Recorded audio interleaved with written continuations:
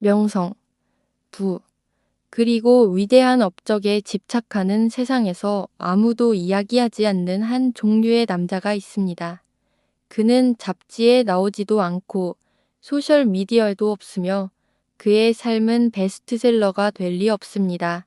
하지만 역설적이게도 그는 관심을 끌려고 애쓰는 모든 사람보다 더 길고 더 잘 살았습니다. 그는 장수에 보이지 않는 남자입니다. 단순함과 꾸준함, 그리고 침묵의 지혜를 터득한 사람입니다. 대부분의 사람들이 유행하는 다이어트, 폭발적인 운동 또는 기적의 약을 쫓을 때 그는 매우 평범해서 오히려 급진적일 정도로 소박한 습관들 속에서 충만하고 활기찬 삶의 공식을 발견했습니다. 그의 정신 건강은 흔들림이 없었고 그의 몸은 강인했으며 매일을 즐기는 능력은 비범했습니다. 이 영상에서 저는 여러분에게 어떤 구루를 소개하는 것이 아니라 이 남자의 삶을 지탱했던 기둥들을 보여드릴 것입니다.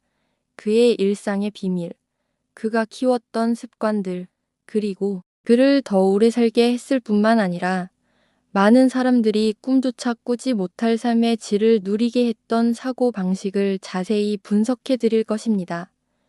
삶의 성공과 행복에 대해 당신이 생각하는 모든 것을 질문할 준비를 하십시오. 이 남자의 삶의 첫 번째 기둥은 침묵과 양보할 수 없는 루틴이었습니다. 끊임없는 알림과 과도한 정보의 시대에 그는 외부 세계를 그리고 특히 내면의 소음을 잠재우는 가치를 알고 있었습니다. 그의 아침은 이메일 확인이나 불안한 뉴스 헤드라인으로 시작되지 않았습니다. 대신 그는 고요함의 순간으로 하루를 시작했습니다. 몇 분간 해돋이를 바라보거나 명상하거나 단순히 평화롭게 커피를 즐기는 것이 전부일 수 있었습니다. 이 아침 루틴은 신성한 것이었고 하루의 혼돈으로부터 그를 보호하는 방패였습니다. 그는 진정한 자유가 규칙의 부재에서 오는 것이 아니라 몸과 마음을 채우는 의식을 만들려는 규율에서 온다는 것을 이해했습니다. 그의 하루는 간단한 구조를 가지고 있었습니다. 식사, 일, 휴식을 위한 정해진 시간. 이러한 예측 가능성은 스트레스와 결정 피로를 극적으로 줄여주었습니다. 그는 간단하고 통곡물 위주의 음식을 먹었고 직접 정원을 가꾸거나 지역 농부에게서 식재료를 구매했으며 항상 의식적으로 맛과 포만감에 집중하며 식사했습니다. 기상천외한 다이어트법은 없었고 단지 자연이 제공하는 것을 먹는 지혜만이 있었습니다. 이러한 조용하고 예측 가능한 루틴은 불확실성의 바다에서 그의 닻이었고 그의 정신적 명료함과 지속적인 에너지의 원천이었습니다. 명성, 부, 그리고 위대한 업적에 집착하는 세상에서 아무도 이야기하지 않는 한 종류의 남자가 있습니다. 그는 잡지에 나오지도 않고 소셜미디어에도 없으며 그의 삶은 베스트셀러가 될 리 없습니다. 하지만 역설적이게도 그는 관심을 끌려고 애쓰는 모든 사람보다 더 길고 더 잘 살았습니다. 그는 장수에 보이지 않는 남자입니다. 단순함과 꾸준함, 그리고 침묵의 지혜를 터득한 사람입니다. 대부분의 사람들이 유행하는 다이어트, 폭발적인 운동 또는 기적의 약을 쫓을 때 그는 매우 평범해서 오히려 급진적일 정도로 소박한 습관들 속에서 충만하고 활기찬 삶의 공식을 발견했습니다.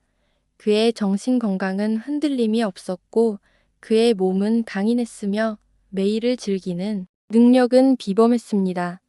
이 영상에서 저는 여러분에게 어떤 구루를 소개하는 것이 아니라 이 남자의 삶을 지탱했던 기둥들을 보여드릴 것입니다.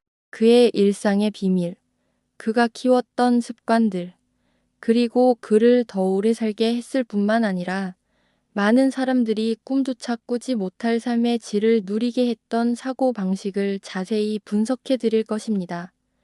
삶의 성공과 행복에 대해 당신이 생각하는 모든 것을 질문할 준비를 하십시오. 이 보이지 않는 남자의 몸은 거대한 근육의 전당이 아니라 꾸준한 움직임과 자연과의 깊은 연결로 잘 기름칠된 기계였습니다. 그는 비싼 헬스장을 다니지도 않았고 유행하는 운동을 다르지도 않았습니다. 그의 운동은 유기적이었습니다. 걷고 자신의 손으로 일하고 땅을 가꾸는 것. 그는 인간의 몸이 움직이도록 만들어졌지 가만히 있도록 만들어진 것이 아니라는 것을 이해했습니다. 매일 야외 걷기는 필수적이었습니다. 공원에서든 숲에서든 혹은 동네에서든 그는 햇빛, 산소, 그리고 자연 세계의 아름다움을 흡수했습니다. 이 남자의 삶의 첫 번째 기둥은 침묵과 양보할 수 없는 루틴이었습니다. 끊임없는 알림과 과도한 정보의 시대에 그는 외부 세계를 그리고 특히 내면의 소음을 잠재우는 가치를 알고 있었습니다. 그의 아침은 이메일 확인이나 불안한 뉴스 헤드라인으로 시작되지 않았습니다. 대신 그는 고요함의 순간으로 하루를 시작했습니다. 몇 분간 해돋이를 바라보거나 명상하거나 단순히 평화롭게 커피를 즐기는 것이 전부일 수 있었습니다. 이 아침 루틴은 신성한 것이었고 하루의 혼돈으로부터 그를 보호하는 방패였습니다. 이 보이지 않는 남자의 몸은 거대한 근육의 전당이 아니라 꾸준한 움직임과 자연과의 깊은 연결로 잘 기름칠된 기계였습니다. 그는 비싼 헬스장을 다니지도 않았고 유행하는 운동을 따르지도 않았습니다. 그의 운동은 유기적이었습니다. 걷고 자신의 손으로 일하고 땅을 가꾸는 것. 그는 인간의 몸이 움직이도록 만들어졌지 가만히 있도록 만들어진 것이 아니라는 것을 이해했습니다. 매일 야외 걷기는 필수적이었습니다. 공원에서든 숲에서든 혹은 동네에서든 그는 햇빛, 산소, 그리고 자연 세계의 아름다움을 흡수했습니다. 자연과의 이러한 연결은 단순한 취미 이상이었습니다. 그것은 치료였습니다. 땅과의 접촉, 식물과의 교감, 자연의 순환을 관찰하는 모든 것이 삶에 대한 균형 잡힌 관점과 많은 일상 문제의 하찮음을 유지하는 데 도움이 되었습니다. 그의 근육과 관절은 강도가 아니라 규칙성과 기능성 덕분에 유연하고 강했습니다. 그는 보기 좋으려고 운동한 것이 아니라 기분 좋고 필요한 일을 할 수 있는 능력을 갖추기 위해 운동했습니다. 그의 몸은 과도함도 중독도 없이 환경과 통합된 활동적인 삶의 반영이었으며 단지 존재의 자연스러운 리듬만을 따랐습니다. 그는 또한 단절의 기술을 실천했습니다. 모든 것을 알아야 할 끊임없는 필요성이나 모든 알림에 응답해야 할 필요성이 없었습니다. 그는 기술의 노예가 아니었고 필요할 때 기술이 그를 섬겼습니다. 이러한 의도적인 단절은 성찰, 창의성, 그리고 자기인식을 위한 공간을 만들었습니다. 이것은 많은 이들의 마음의 평화를 훔쳐가는 사회적 비교와 부정적인 뉴스, 폭주로부터 그를 보호했습니다. 그의 행복은 외부의 검증에 의존하지 않았고 목적, 사랑, 그리고 현재에 대한 견고한 기반 위에 세워진 내면의 만족에서 비롯되었습니다. 그는 현재에 머무는데 통달한 사람이었고 이 존재감은 그 자신과 타인에게 주는 가장 큰 선물이었습니다. 이 남자의 삶은 고독하지 않았지만 진정한 관계와 디지털 단절의 지혜에 집중되어 있었습니다. 현대 사회가 수백 명의 가상 친구를 중요하게 여길 때 그는 작지만 깊이 있는 실제 사람들의 관계를 소중히 가꿨습니다. 그는 가족과 소수의 친구들에게 양질의 시간을 바쳤고 말하기보다 더 많이 들었으며 아무것도 기대하지 않고 지지를 보냈습니다. 그의 상호작용은 차가운 화면을 통하는 것이 아니라 미소, 눈빛, 그리고 실제 접촉이 있는 얼굴을 마주한 것이었습니다. 마지막으로 이 남자의 삶을 지탱했던 다섯 번째 기둥은 무상, 외수용과 침묵의 목적 추구였습니다. 그는 삶이 오르막과 내리막, 상실과 어둠의 순환으로 이루어져 있으며 이러한 무상에 저항하는 것은 오직 고통만을 낳는다는 것을 이해했습니다. 그는 과거에 지나치게 집착하지도 않았고 미래를 너무 많이 염려하지도 않았습니다. 그의 힘은 현재를 살고 매 순간을 최대한 활용하는 데 있었습니다.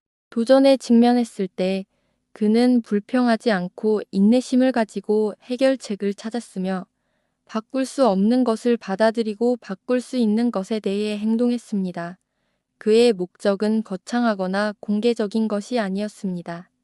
그는 좋은 아버지, 좋은 이웃, 좋은 전문가가 되는 것과 같은 작은 일상적 기여에서 의미를 찾았습니다. 그는 자신의 소박한 익명성 속에서 행복했습니다.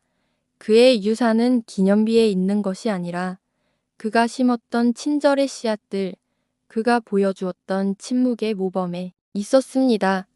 이 남자의 삶은 우리가 세상에 내는 소음이 아니라 우리 내면에 키우는 평화와 우리 경험의 지속적인 질이 잘 산 삶의 진정한 척도라는 것을 가르쳐 줍니다. 그는 단순히 더 오래 살았을 뿐만 아니라 깊이와 만족감 속에서 더 잘 살았습니다. 그리고 이것이 아무도 이야기하지 않지만 모든 사람보다 더 잘 살았던 그에게서 우리가 얻을 수 있는 가장 큰 교훈입니다. 이 남자의 삶은 고독하지 않았지만 진정한 관계와 디지털 단절의 지혜에 집중되어 있었습니다. 현대 사회가 수백 명의 가상 친구를 중요하게 여길 때 그는 작지만 깊이 있는 실제 사람들의 관계를 소중히 가꿨습니다. 그는 가족과 소수의 친구들에게 양질의 시간을 바쳤고 말하기보다 더 많이 들었으며 아무것도 기대하지 않고 지지를 보냈습니다. 그의 상호작용은 차가운 화면을 통하는 것이 아니라 미소, 눈빛, 그리고 실제 접촉이 있는 얼굴을 마주한 것이었습니다. 그는 또한 단절의 기술을 실천했습니다. 모든 것을 알아야 할 끊임없는 필요성이나 모든 알림에 응답해야 할 필요성이 없었습니다.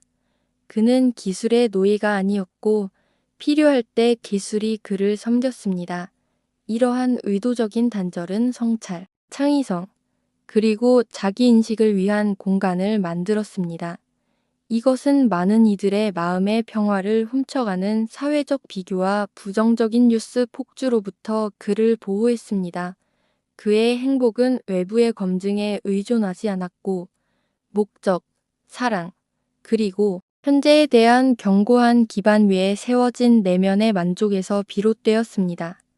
그는 현재에 머무는데 통달한 사람이었고 이 존재감은 그 자신과 타인에게 주는 가장 큰 선물이었습니다. 마지막으로 이 남자의 삶을 지탱했던 다섯 번째 기둥은 무상, 외수용과 침묵의 목적 추구였습니다. 그는 삶이 오르막과 내리막, 상실과 어둠의 순환으로 이루어져 있으며 이러한 무상에 저항하는 것은 오직 고통만을 낳는다는 것을 이해했습니다.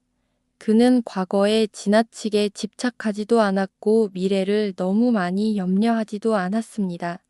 그의 힘은 현재를 살고 매 순간을 최대한 활용하는 데 있었습니다. 도전에 직면했을 때 그는 불평하지 않고 인내심을 가지고 해결책을 찾았으며 바꿀 수 없는 것을 받아들이고 바꿀 수 있는 것에 대해 행동했습니다. 그의 목적은 거창하거나 공개적인 것이 아니었습니다. 그는 좋은 아버지, 좋은 이웃, 좋은 전문가가 되는 것과 같은 작은 일상적 기여에서 의미를 찾았습니다. 그는 자신의 소박한 익명성 속에서 행복했습니다. 그의 유산은 기념비에 있는 것이 아니라 그가 심었던 친절의 씨앗들, 그가 보여주었던 침묵의 모범에 있었습니다. 이 남자의 삶은 우리가 세상에 내는 소음이 아니라 우리 내면에 키우는 평화와 우리 경험의 지속적인 질이 잘 산 삶의 진정한 척도라는 것을 가르쳐 줍니다. 그는 단순히 더 오래 살았을 뿐만 아니라 깊이와 만족감 속에서 더 잘 살았습니다. 그리고 이것이 아무도 이야기하지 않지만 모든 사람보다 더 잘 살았던 그에게서 우리가 얻을 수 있는 가장 큰 교훈입니다.